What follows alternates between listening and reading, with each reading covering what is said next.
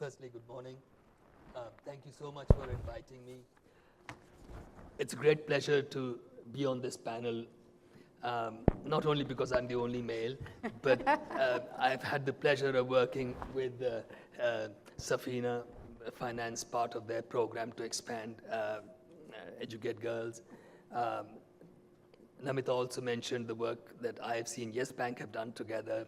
Apart from what she mentioned, the green bonds, the masala bonds, the women, the gender focus on solar pumps. We've also worked together to push the environment and social standards, voluntary guidelines, etc.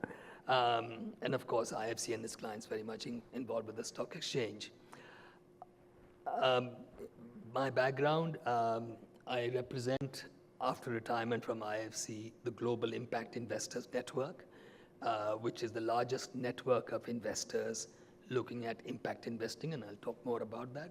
Before that, 24 years with IFC. Before that, 15 years with the private sector, worked in Africa, Vietnam, 5 years opening up the private sector at a time when you could not use the word private sector in Vietnam. It was white tobacco, etc., etc.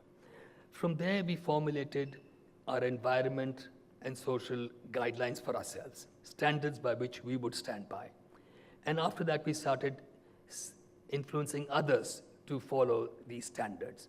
So we championed the Equator Principle, which was that time the gold standard for environment and social lending for financial institutions. We championed indices, the CRISIL index on the stock exchange in India, which listed corporates that went the extra mile beyond compliance in terms of ESG and ranked them as an index so you could compare that with the market, etc. And then other financial institutions followed suit, and I think now most banks would look at ESG in their lending criteria in some form or the other, in varying degrees.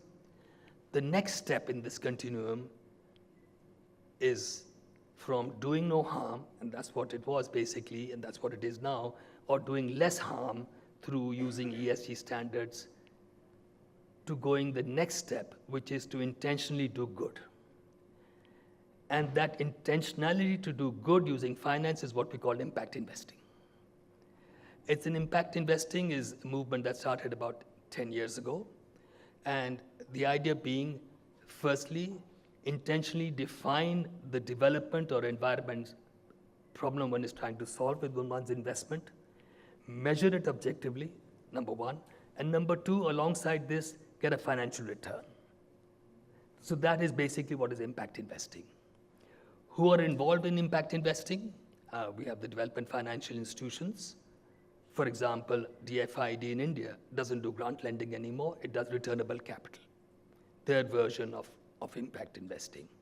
The big pension funds, the fund managers, HNIs, and the big foundations are all involved now in what is called impact investing. Even the large asset managers, BlackRock, last year announced their impact fund, one of the largest asset managers in the world. Goldman Sachs, big player, have a vertical on impact investing, are looking now at social impact bonds, and I'll talk more about that. So we see a slew of stakeholders coming together to look at providing finance for good and measuring it and reporting it, but alongside a financial return. The SDGs are helping to focus this capital, and we heard from Gavin that there is a huge gap. This focus helps bring additional capital that's on the sidelines into this space. The Global Impact Investors is the largest such network. It's a not-for-profit. It has about 230 members. And just to give you some other numbers, the GIN does an annual survey. It's called the Impact Survey. The last one, 2016 survey, showed that impact investors had $77.4 billion AUM, assets under management. It's an industry that's growing at about 16 to 18% a year. In India, when I was with the IFC, along with other stakeholders, and at that stage, the Honorable Minister of Finance was an impact investor himself, Mr. Anil Sinha, and along with Avishkar and other stakeholders, we set up the India Impact Investors Council, about 35 impact funds, about $4 billion invested in India, growing at about 15%. So it gives you a sort of a trend of what's happening in this space. How do the impact investors use SDGs? We're finding that they use SDGs in 3 ways. One is communication. Impact investors are using the SDGs to articulate the connection between their investment and their impact goals. This has streamlined communication. I think more needs to be done in that in this space. But this communication is used for a range of stakeholders, including clients, investors as you go out to raise money, as well as with investees that you invest in. Number 2, strategy and goals. Impact investors see the SDGs as a global declaration that sustainable development is a significant investment opportunity for the private sector. And clearly from Gravin's numbers, this gap cannot be filled unless we get private capital in this space, much more than there is. But these SDG goals help impact investors identify and develop target impact investing strategies. So you can use the SDGs to define your strategies. Third is new capital. The SDGs offer a simple and attractive entry point for investors not yet engaged in impact investing to build an impact investing portfolio, hopefully driving more private capital towards the SDGs. So this alignment of impact investing to the SDGs will be an integral part in the collective effort to achieve these goals. What are the kind of areas that we are seeing impact investing involved in? Financial inclusion, employment generation and livelihoods, number 2, renewable energy, number 3, with healthcare and education coming through. And we're seeing, I think, 5 SDGs really that are very strongly linked to impact investing, but many others are increasingly getting in. SDG 8, 3, 7, 4, and 12. I can go into further details if you wish, but I just want to give you the feeling that impact investors are using SDGs to crowd in new investment, to define their strategies, and to communicate their impact. I was asked to give some examples of where this is actually happening in this space. So the big players now are the pension funds, and we've heard about this outreach to corporate pension funds. PGGM is a Netherlands-based pension fund, invests in 4 impact areas: climate change, mitigation, water, food and health in emerging markets. Through its investments that address water scarcity, this pension fund tackles quality, quantity, and access to water in several countries, including India. They map their impact to 6 SDGs, and it uses this to strengthen their communication with clients and ensures that all their investment is linked to one of these 6 SDGs. Encourage Capital is another US-based fund manager that's launching a private equity strategy focused on financial inclusion in emerging markets. They measure direct impact on people and ecosystems, systemic impact on the investee's effective operation, as well as the knock-on effect. And they map their investments to 11 SDGs with 4 with a special focus. And this is a new emerging investor coming into the developed markets. In India, the big player has to be acknowledged is the government of India.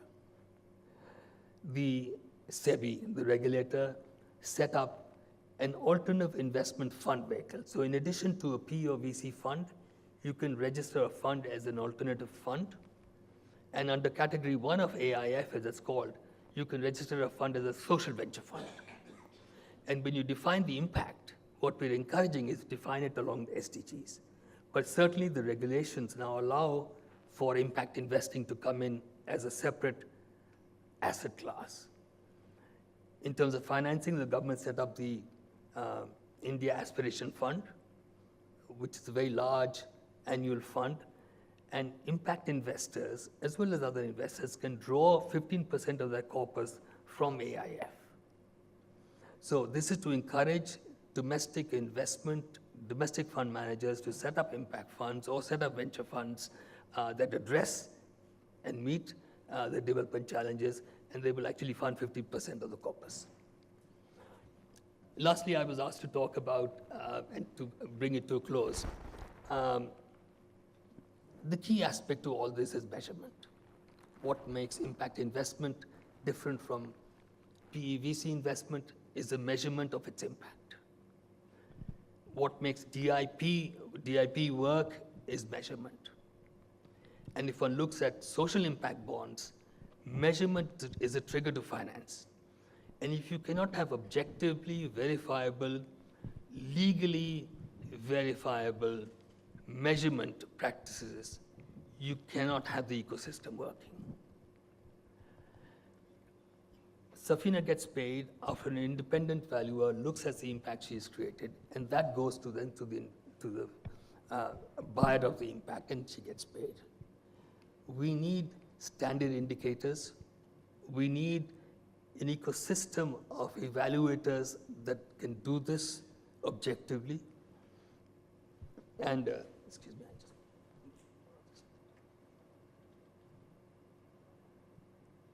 So to this effect, Jin set up a framework for measurement. It's called IRIS, and it just defines standard indicators. And it defines them now across subsectors. And it's important for all of us to agree at some stage, and I know that Gavin's been thinking about this, what does it mean in terms of one standard indicator in outcome in healthcare? What does that actually mean, so that people are not defining bespoke indicators, and have kind of a standard measurement of practice in the same way that if you look at the financial system, we know what you mean by certain financial indicators. An independent auditor can go and check that. We need to have that same ecosystem, in my opinion, for this space to develop, and for this to link to the SDGs. And I think that would be sort of a good space to end my thought process. I'll be happy to take questions. Thank you very much.